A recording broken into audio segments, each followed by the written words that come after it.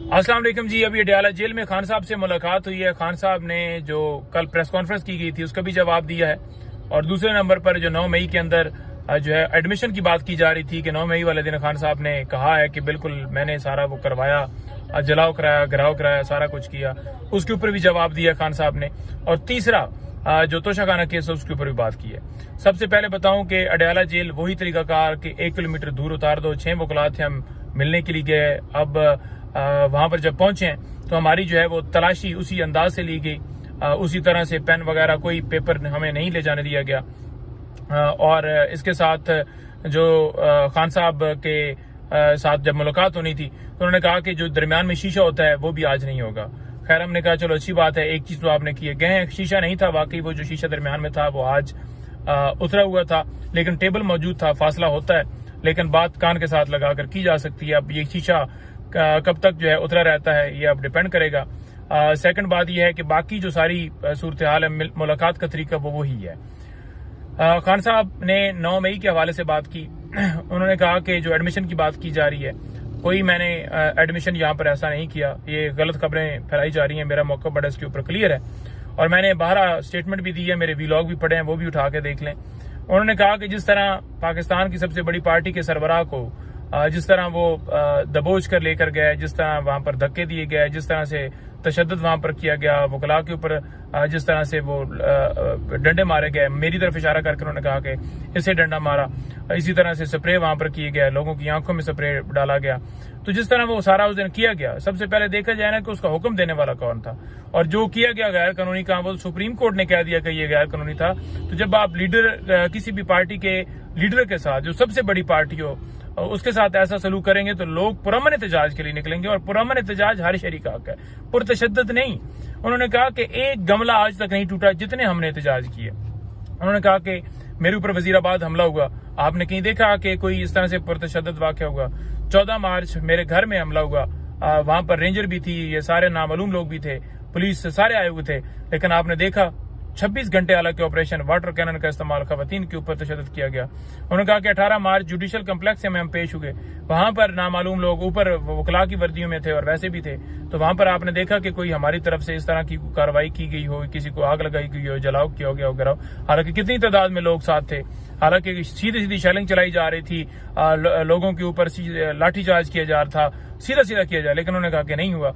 तो उन्होंने कहा कि ये सारी चीजें हुई, नहीं हुआ, तो इस टाइम ही ऐसा मामला क्यों हुआ, इस टाइम ऐसा क्या हुआ जो ऐसा सारा जो है वहां पर ये सारा क्यों? उन्होंने कहा कि बेसिकली ये हमारे ऊपर मलबा डाला गया, ये प्लान के तहत 9 मई हमारे खिलाफ किया गया। तो उन्होंने कहा कि जिस तरह गाड़ियों से लोग उतर रहे थे, जिस तरह सीसीटीवी फुटेजेस जो है, उन्होंने कैपिटल हिल के ऊपर हमला हुआ, उन्होंने सीसीटीवी फुटेजेस के तहत जो किरदार थे उनके खिलाफ कार्रवाई की। उन्होंने कहा हम भी कहते हैं कि कार्रवाई हो, लेकिन जुडिशल कमीशन बनाकर आजाद तहकीकात हो कि कैसे ये सारा मामला हुआ और कौन कौन इसके अंदर किरदार है, और एक मलबा डाल देने का पूरे पाकिस्तान में क्रैकडाउन कर दो, हर बंदे को उठा लो, हर बंदे को अगवा कर लो, पाबंदी लगा दो, बैट पे पाबंदी, खान के नाम पर पाबंदी, तस्वीर के ऊपर पाबंदी है, हर चीज के ऊपर पाबंदी लगा दो। तो ये जो किया जा रहा है ये नजर आ रहा है दुनिया को कि ये प्री प्लान। उन्होंने कहा कि 90% लोग हैं उनकी आवाज कैसे बंद कर सकते हैं। और जो जिस तरह से कल प्रेस कॉन्फ्रेंस की जा रही थी, उन्होंने कहा कि आपने कहा कि ये डिजिटल दहशतगर्द हैं, आपने कहा कि ये सारे जो हैं इनको कैफरे किरदार तक पहुंचाना चाहिए। उन्होंने कहा कि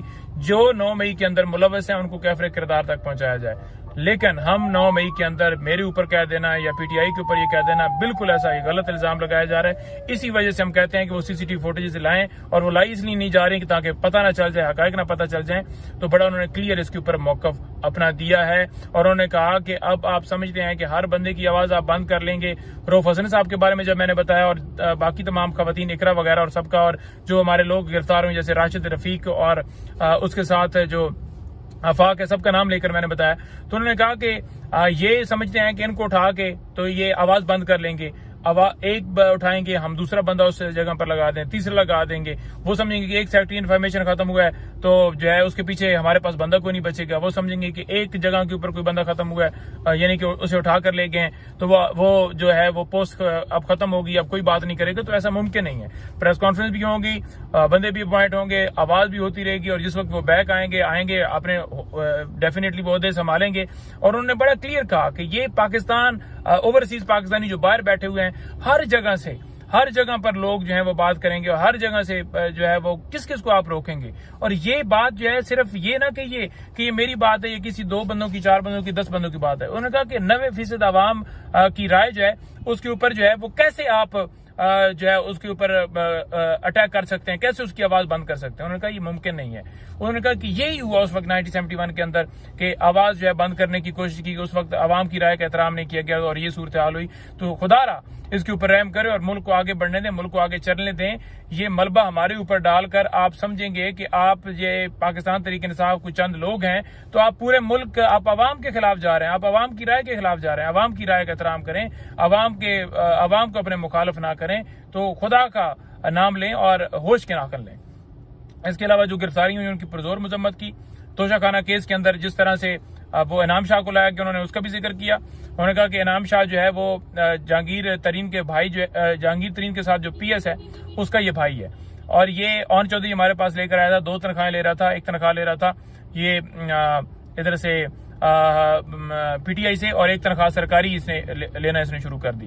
तो जो जब हमें पता लगा तो हमने इसे निकाल दिया। ये इन्फॉर्मेशन भी दे रहा था और इसको अप्रूवर बनाकर लेकर आए, और इसी तरह से ऑन चौधरी को उधर अप्रूवर बनाकर लेकर आए।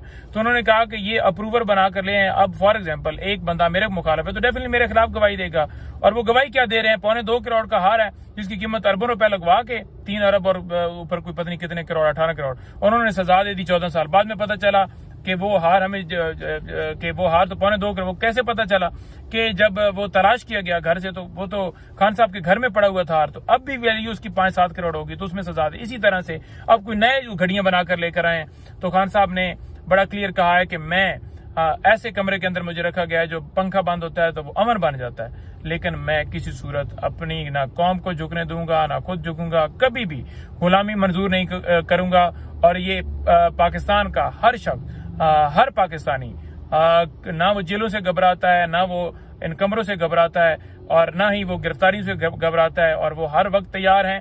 और इंशाअल्लाह ताला खान जो है ने कहा है कि इंशाअल्लाह ताला हमारी जंग ये कानून की बालादस्ती के लिए, हमारे जंग मुल्क को आगे ले जाने के लिए, हमारी जंग जमहूरियत की मजबूती के लिए, और ये जंग जो है तब तक जारी रहेगी जब मुल्क के अंदर कानून आइन की बालादस्ती ना हो, जब हमारा मुल्क तरक्की की राह के ऊपर गामजन जब तक नहीं होगा, तब तक ये हम फाइट करते रहेंगे। बहुत शुक्रिया।